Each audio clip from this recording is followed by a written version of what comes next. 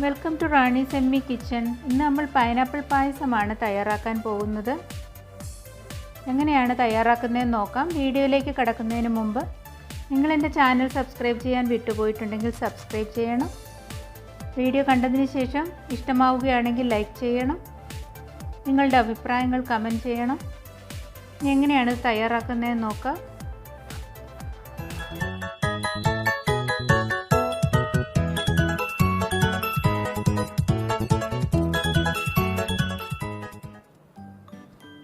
ഇതിനായി ഒരു പൈനാപ്പിൾ മുള്ളൊക്കെ കളഞ്ഞ് നന്നായിട്ട് കൊത്തി എരിഞ്ഞ് വെച്ചിട്ടുണ്ട്.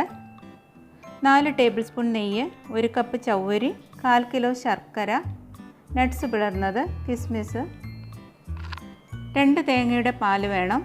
1-ാം പാലും 2-ാം പാലും 3-ാം പാലും എടുക്കണം. മിൽക്ക് മെയ്ഡ് 1/2 കപ്പോളം വേണം. കുറച്ച് ഏലക്കപ്പൊടിയും. ഇനി നമുക്കിത് തയ്യാറാക്കാം. ആദ്യം നമുക്ക് പൈനാപ്പിൾ 1 കപ്പ് വെള്ളം ഒഴിച്ച് ഒരു 4 വിസിൽ വരുന്നവരെ വേവിച്ചെടുക്കാം. ചവ്വരി നന്നായി കഴുകി ഒരു അരമണിക്കൂർ വെള്ളത്തിൽ കുതിർത്ത് വയ്ക്കണം. അപ്പോൾ പെട്ടെന്ന് വേകും. പൈനാപ്പിൾ ഇവിടെ വെന്ത് കിട്ടിയിട്ടുണ്ട്. ഇനി നമുക്കൊരു പാൻ വെച്ചിട്ട് അതിലേക്ക് നെയ്യ് ഒഴിച്ചു കൊടുക്കാം.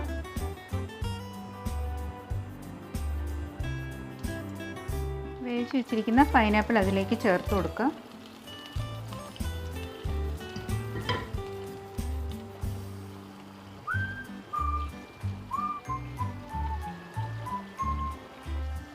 പൈനാപ്പിൾ റെഡിയായി വരുമ്പോഴേക്ക് നമുക്ക് ചവ്വരി വേവിച്ചെടുക്കാം. കുതിർത്ത് വെച്ചിരിക്കുന്ന ചവ്വരി നമുക്ക് വേവിക്കാനായിട്ടിടാം.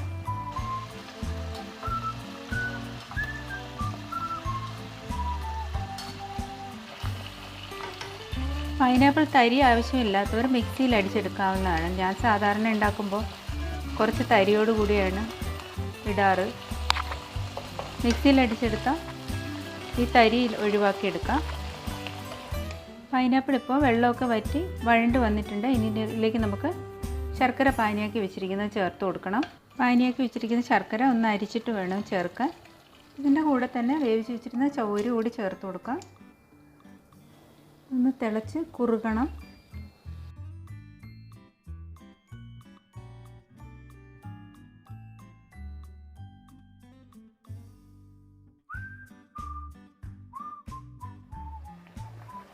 ഇതൊന്ന് വറ്റി വന്നിട്ടുണ്ട്. ഇതിലേക്ക് നമുക്ക് 3-ാം പാൽ ചേർത്ത് കൊടുക്കാം.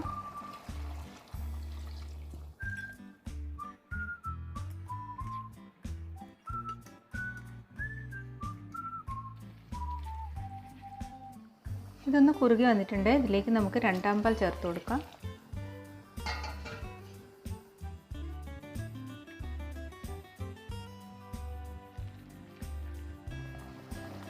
ഇത് നന്നായിട്ട് കുറുകി വന്നിട്ടുണ്ട്. ഇനി നമുക്ക് ഫ്ലെയിം കുറച്ച് വെച്ചിട്ട് അതിലേക്ക് 1-ാം പാൽ ചേർത്ത് കൊടുക്കാം.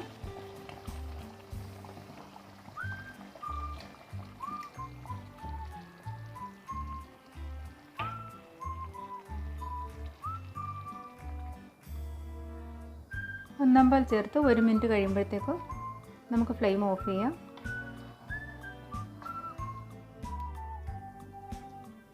ഫ്ലെയിം ഓഫ് ചെയ്തതിന് ശേഷം മിൽക്ക് മെയ്ഡ് ചേർത്ത് കൊടുക്കാം.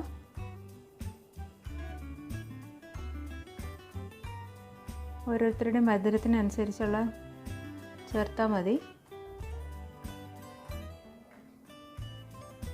നന്നായിട്ട് മിക്സ് ചെയ്ത് കൊടുക്കുക. ഇനി നമുക്ക് നേരത്തെ എടുത്ത് വെച്ചിരുന്ന നെയ്യുടെ ബാക്കിയുണ്ട്. നട്ട്സും കിസ്മിസും വറുത്തെടുക്കാം.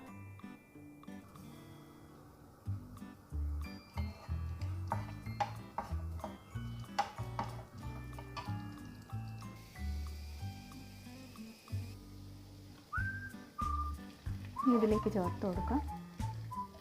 പൈനാപ്പിൾ ആയതുകൊണ്ട് തന്നെ ഒരു കാര്യം പ്രത്യേകം ശ്രദ്ധിക്കേണ്ടത്, മിൽക്ക് മെയ്ഡ് ചേർത്ത് കൊടുക്കുമ്പം ഫ്ലെയിം ഓഫ് ചെയ്തതിന് ശേഷം മാത്രമേ ചേർത്ത് കൊടുക്കാവൂ. ഫ്ലെയിം ഓഫ് ചെയ്ത് 1 മിനിറ്റ് കഴിഞ്ഞതിന് ശേഷം ചേർത്ത് കൊടുത്താൽ മതി. ഇതിപ്പോൾ ആയിട്ടുണ്ട്. നമുക്കിനി ഇത് പാത്രത്തിലേക്ക് പകരാം. പൈനാപ്പിൾ പായസം ഇവിടെ റെഡി ആയിട്ടുണ്ട്.